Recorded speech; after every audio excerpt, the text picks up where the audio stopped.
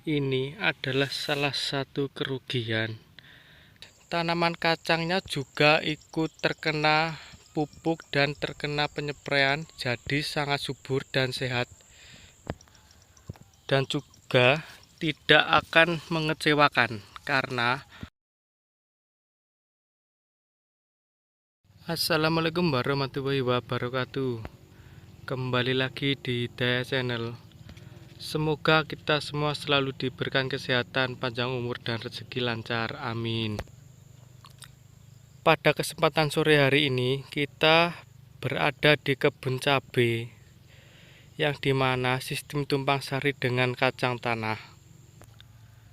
Dan untuk kacang tanahnya ini, usianya sekitar kurang lebih 60 hari atau sampai 65 hari ya.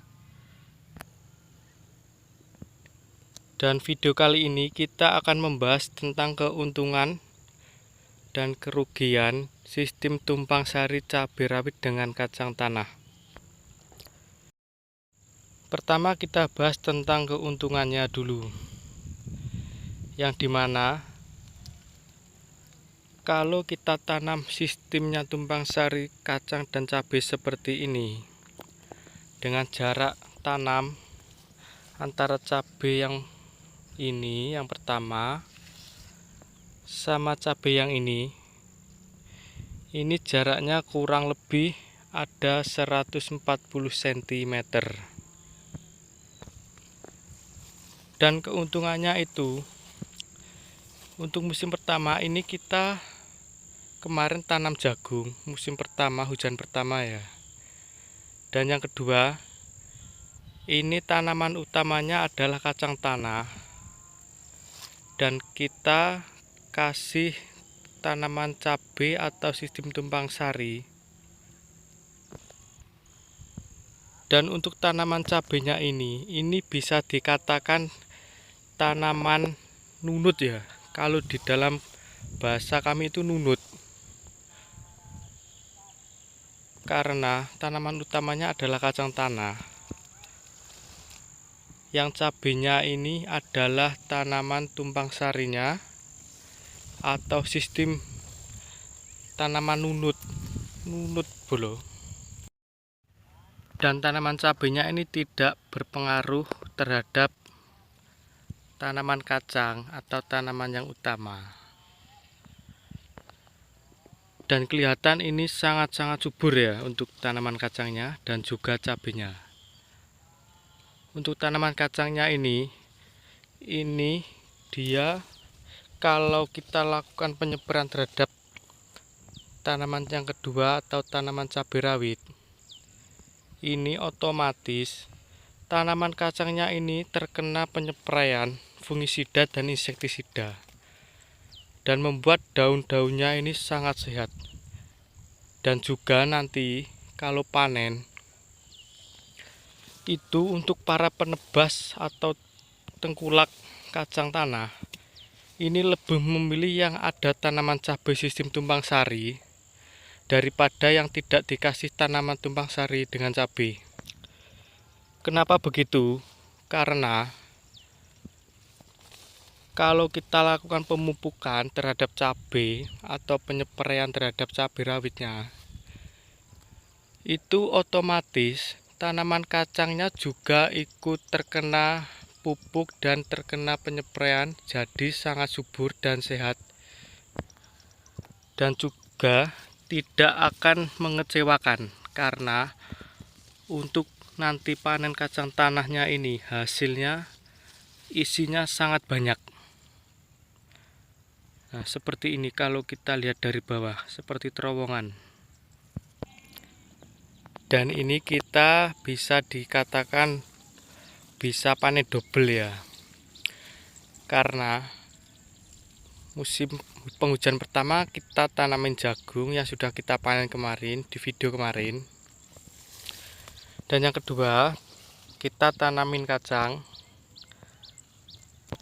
dengan sistem tumpang sari cabai rawit. Nah, ini otomatis kan 1 tahun kita bisa panen 3 kali. Yang pertama ada jagung yang sudah kita panen kemarin. Dan yang kedua ada kacang tanah, yang dimana 1 bulan lagi kita bisa melakukan panen kacang tanah. 1 bulan sampai 1,5 bulan. Dan yang ketiga kita bisa panen cabai rawit, yang dimana ini sudah kelihatan ada yang sudah matang. Dan besok akan kita panen yang matang-matang ini, atau beli iya bolo. Nah, dan ini adalah salah satu kerugian kalau kita tanam cabai sistem tumpang sari dengan kacang itu.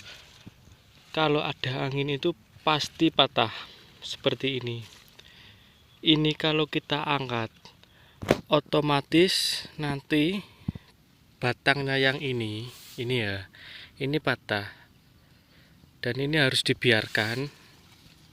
Tapi nanti kalau setelah panen kacang, ini pasti patah dan mati. Dan kenapa saya bilang ini adalah salah satu kerugian sistem tumpang sari cabai dengan kacang adalah kalau ada angin itu tidak ada tameng atau apa ya, seperti kalau ada angin itu langsung terkena cabai ini. Karena nah ini itu anginnya sangat kencang untuk akhir-akhir ini. Nah, ini pada doyong ya. Nah, ini malah mati. Itu sudah patah. Ini langsung mati karena langsung patah ya. Dan ini perlu kita kasih lanjaran. Tapi tidak sepenuhnya kita angkat sampai posisi kesemula. Dan kalau yang seperti ini doyong, tapi pas di sampingnya ada batu besar. Ini nggak apa-apa, ini nggak usah ngasih lanjaran. Dan yang kalau begini, ini wajib dikasih lanjaran. Nah, kalau seperti ini, kalau kita angkat atau kita kasih lanjaran sampai ke posisi semula seperti pada normalnya, itu bisa mengganggu pertumbuhan cabenya, dan otomatis akarnya itu akan ada yang patah karena keangkat. Jadi kalau kita kasih lanjaran itu agak doyong sedikit nggak apa-apa, mengantisipasi nanti kalau ada angin lagi. Kalau ada angin lagi pasti patah kalau kita angkat ke posisi semula, yaitu posisi segini saja. Ini sudah bagus untuk pertumbuhan cabenya, tidak mengganggu akar. Dan cukup sekian yang dapat kami sampaikan tentang bagaimana keuntungan dan kerugian sistem tanaman cabai tumpang sari dengan kacang tanah. Dan terima kasih telah mengikuti kami di Hidayah Channel, dan jangan lupa like, subscribe, dan aktifkan loncengnya untuk terus mengikuti kami di pertanian Kabupaten Tuban. Wassalamualaikum warahmatullahi wabarakatuh.